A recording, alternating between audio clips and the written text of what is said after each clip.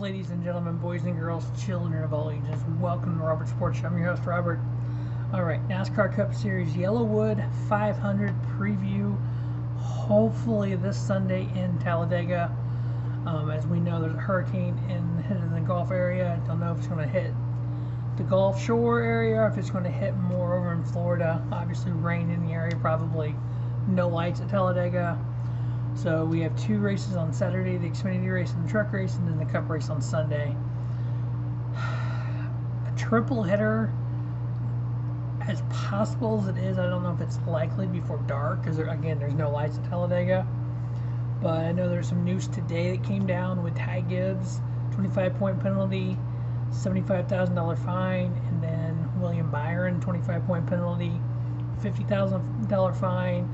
Immediately, Henry Motorsports did appeal that. I don't know how likely it is they're going to win that based on what happened. The fact that NASCAR didn't see it live, I know at first it kind of put me off, but understanding what goes on under caution, what they have to do, they just missed it. I mean, people miss things all the time. You know, it's human nature. Because if they would have caught it then, they're going to park him for the rest of the day, or they're going to put him back in the pack. He could have got off worse, because he finished 7th, I believe. 25 points away from that would put him roughly 19th. So it's like, if he would have got put at the back and got caught up in something wasn't his doing, he could have got a worse day.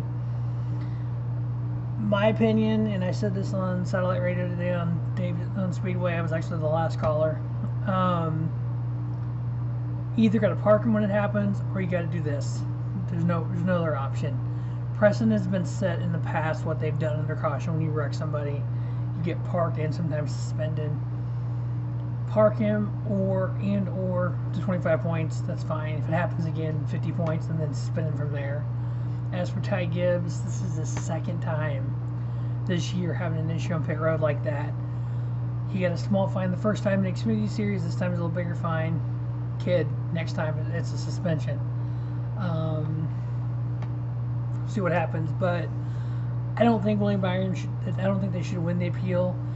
Honestly, the only thing the appeal does for him, we have 2 races left. So if the appeal's not heard until after Charlotte, then if he makes it to the round of 8, he just starts in a hole. If he doesn't make it to the round of 8, oh well, kind of deal. I think that's why they appealed it. We'll see what happens with there. But this is the 43rd race at Talladega. The YellaWood 500, 500 miles, 188 laps, 3 stages, 60, 60, and 68. As we've seen super speedways in 2022, we might have 10 cars finish this thing. These next gen cars, Gen 7 cars, for the bump drafting, they do not line up very well, and which is good, but you got to know when to back off when you do it, when you keep pushing. And like some of the drivers said, the only way to really get a line to move is push. You get that car offset at all, and you're spinning them. So we all know Talladega in the spring, we had 6 cautions, 28 laps, 41 lead changes. William Byron, when led race high at 38 laps. Kyle Larson 32, Daniel Suarez 28, Eric Jones 25. Last lap, Eric Jones was leading. We all know everybody kind of broke apart. Ross Chastain came up and got the victory. Bubba Wallace won stage 1. William Byron won stage 2, and then Ross Chastain won the race. Austin Dillon was second, Kyle Busch, Kyle Larson, Martin Truex Jr., Eric Jones, Chase Elliott, Michael McDowell, Alex Bowman, Kevin Harvick were the top 10. I just realized I didn't actually do my picks yet for this race. So we'll do those as I'm going through all this. So the last 3 races at Talladega. Harvick averaged 10.4, Ryan Blaney 12.2, Denny Hamlin 12.4, Brad Keselowski 12.6, William Byron 13.6, Austin Dillon 14.4, Bubba Wallace 15.0, Michael McDowell 16.4, Chase Elliott 18.4. The last 7 races at Talladega. Ryan Blaney 11.0 with 2 wins. Austin Dillon 13.1. Brett Keselowski 14.4 and a win. Chase Elliott 14.4 and a win. Denny Hamlin 14.4 and a win. Eric Jones 14.6. Now I believe when Brad won that, hold on, we looked it up here real quick. When he won his Talladega race a couple of years back, I actually did preview of that race right here in Robert's Sports Show, and I actually picked him to win. So you can actually go back and look at that video. Let me pull that up here real quick.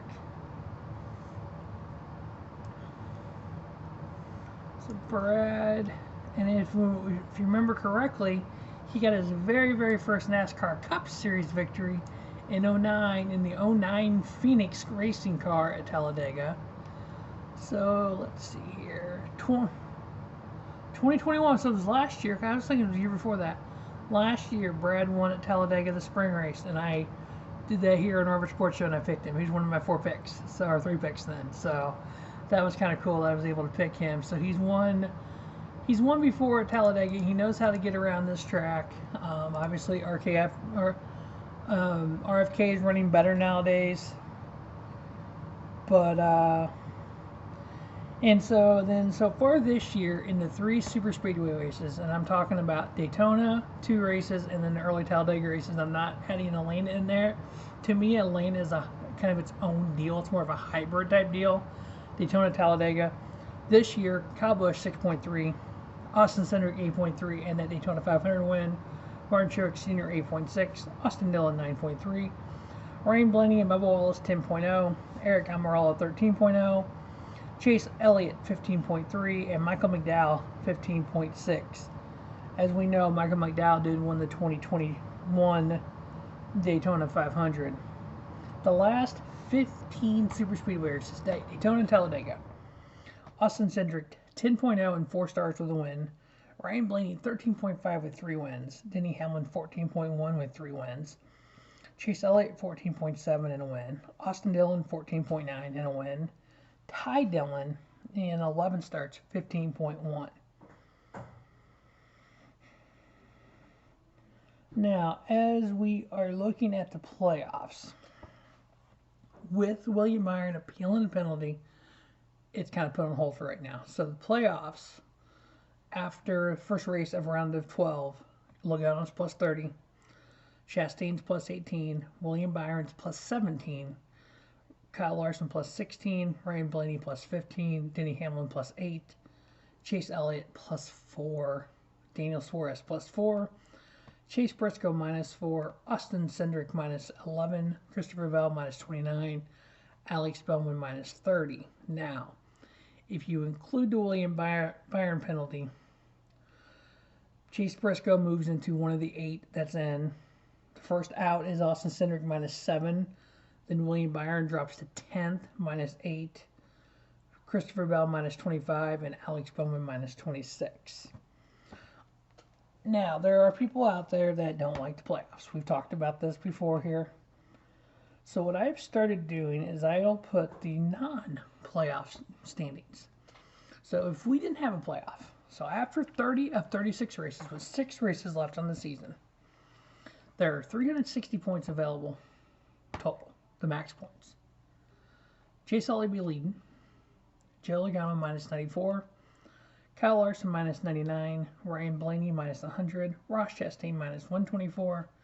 Christopher Bell minus 138. Martin Truex Jr. minus 155. William Byron plus 190 or minus 190. Kyle Larson minus 243. Kevin Harvick minus 263. Denny Hamlin minus 265. And Tyler Reddick minus 288. So those would be without a playoff. So without a playoff,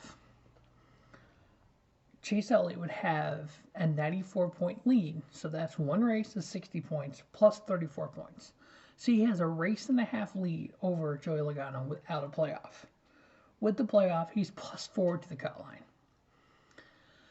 I like stage racing. I like the elimination playoffs. I like all that's going on.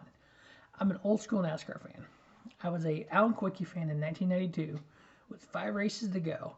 He came back from a 293-point deficit, but the point system was way different back then. You get 180 points for winning a race. You got 42 for finishing last. So in that point system, I loved it. When they first went to the playoffs, I hated it. When we did stage racing in 2017, I'm like, okay, I'm going to give it a chance.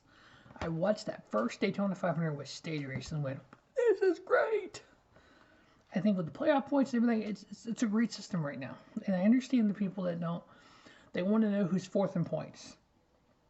You really don't know who's racing fourth.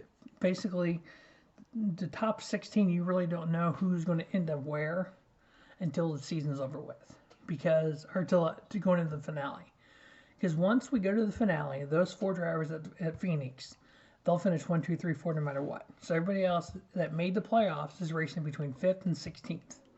You won't know because of the resets until it's done. In the old system, you know that Ryan Blaney is 4th in points. He's only 1 point behind Kyle Larson, but he's 6 points behind Logano for 2nd. He's 24 points ahead of 5th. So you can kind of keep track of who's going to be where in the top 10. I understand that.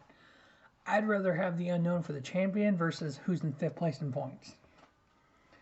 The owner standing, now that this year the owner's standings have been more of a big deal because of Kurt Busch missing races and then Ty Dillon and now Bubba Wallace fell in that 45. So on the owner's side of things, their championship, Logano's leading, Chastain is minus 12, William Byron minus 13, Kyle Larson minus 14, Denny Hamlin minus 22, Daniel Suarez minus 26, the 9 car minus 26, the 14 car minus 30. Now the bottom 4, again, have been eliminated. 9 through 12 can be eliminated. So the 14 car is plus 7, the 2 car is minus 7, the 45 is minus 17, the 20 is minus 25, and then the 48 is minus 26. So right now, Bubba is 10th in points. The 45 car is 10th in points. He's 17 points under the cut line. So he needs to gain 17 more points over one of the guys in the playoffs in the next 2 races for that 45 to make the next round of the Owner Championship. All right, so my 4 picks. This is a tough one because it's like, who's going to survive? Who do I want to pick? Who do I think is going to last out? So my 4 picks, one of these is based on what he's done this year on the super speedways. The last 3 races, if I said this, you're going to be like, are you on crack? We'll see. Bubba Wallace. Got to go with Bubba Wallace. He won his first career race 1 year ago at Talladega. I know it was rain shortened, but I don't care. He's still win. It doesn't matter. If it's an official race, it's an official winner. Ross Chastain. He won this race in the spring. That was his Circuit of America's car, too. That was a road course car he won that with. That's what's so great about the next-gen car. Michael McDowell. We know how well he runs the super speedways.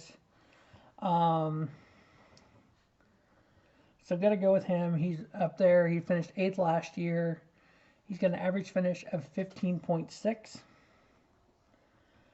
And then my 4th pick is going to be Brad Keselowski. Last year I picked him in the spring race. He won. We want that 20th winner. I think that'd be so cool.